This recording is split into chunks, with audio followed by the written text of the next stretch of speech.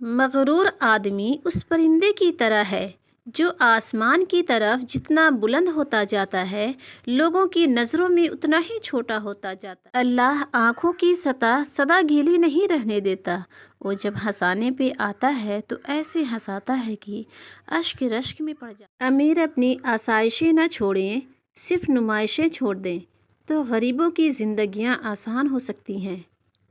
دیکھنے والوں کی نظر ہو تو گفتار عمل کا اور عمل کردار کا آئینہ ہے۔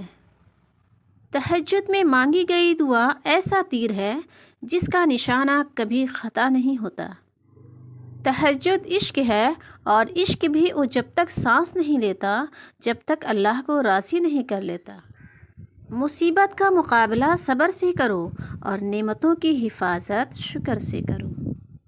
دل نہیں بدل رہا تو کیا ہوا، تہجد سے تو نصیب بھی بدل جایا کرتے ہیں۔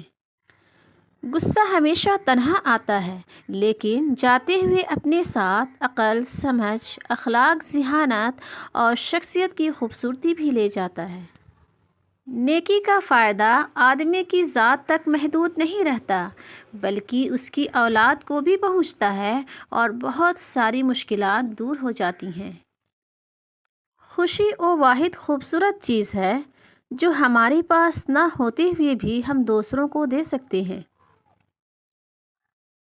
جب دوسروں کو خوش دیکھ کر ایک عجیب سی خوشی اور چاہت کا احساس ہو تو سمجھ لیں آپ حسد کو شکست دے چکے ہیں۔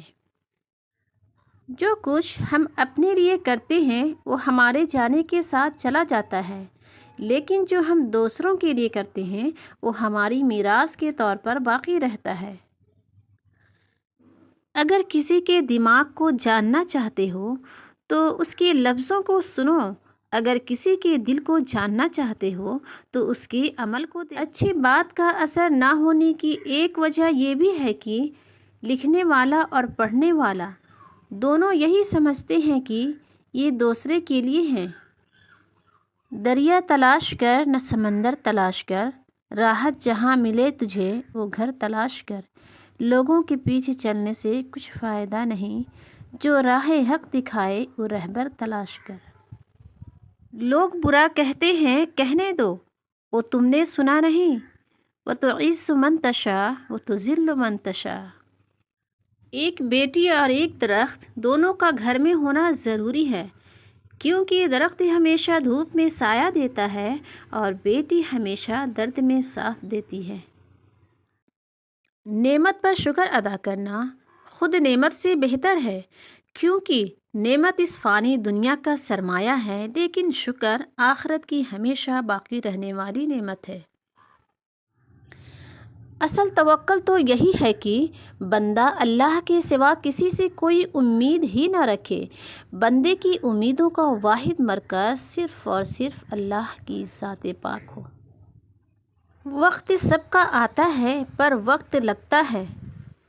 قرآن کریم کی خوبصورتی یہ ہے کہ آپ اس کے پیغام کو بدل نہیں سکتے، ہاں مگر وہ آپ کو بدل سکتا ہے۔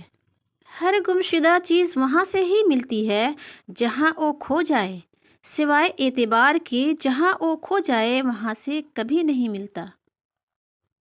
اچھا وقت اسی کا ہوتا ہے جو کسی کا برا نہیں سوچتا۔ لمبی امیدوں سے دور رہا کرو کیونکہ وہ تمہارے پاس موجود نعمتوں کو حقیر بنا دیتی ہے۔ دولت ایک جھٹکے میں، خوبصورتی ایک بیماری میں، اور عزت ایک غلطی سے فنا ہو جاتی ہے، اس لیے ان تینوں چیزوں پر کبھی گمان نہ کرنا۔ انسان چاہے جتنی بھی ترقی کر لے، جس مقام پر بھی پہنچ جائے، لیکن جب تک نماز نہیں پڑھتا تب تک وہ ایک ناکام ترین انسان ہے۔ وہ جب راضی ہوتا ہے تو ہر چیز کو وسیلہ بنا دیتا ہے۔ رب سے مانگا کرو، وہ بنا احسان کیے جھولیاں بھر دیتا ہے۔ مرد آنکھ ہے تو عورت اس کی بینائی ہے، مرد پھول ہے تو عورت اس کی خوشبو ہے۔ وہ محبت کس قدر پرخلوص ہوگی جسے تہجد میں مانگا گیا ہو۔ نصیحت وہ سچی بات ہے جسے ہم کبھی غور سے نہیں سنتے، اور غیبت وہ بدترین دھوکہ ہے جسے ہم پوری توجہ سے سنتے ہیں۔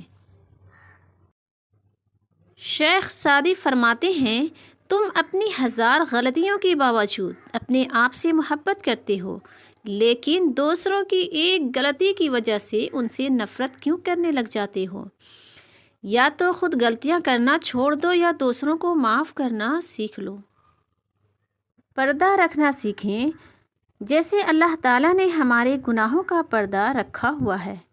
اللہ کے نظام میں رزق بڑھنے کا ایک قانون یہ بھی ہے کہ جتنا تقسیم کرو گے اتنا بڑھتا چلا جائے گا۔ جو چیز تقسیم کرو گے اسی چیز کی تمہارے پاس فراوانی ہو جائے گی، پھر وہ دولت ہو، عزت ہو، علم ہو، محبت ہو، درگزر ہو، کھانا ہو یا آسانیاں۔ شعور کا پہلا درجہ خاموش رہنے کی عادت، دوسرا درجہ بدتمیزی کا جواب نہ دینا، اور تیسرا درجہ بد اخلاقی کا جواب اخلاق سے دینا ہے۔ الصلاۃ خیر من النوم، نماز نیند سے بہتر ہے۔ نماز فجر نیند سے بہتر کیوں ہے؟ اس لیے کہ نیند موت ہے اور نماز زندگی۔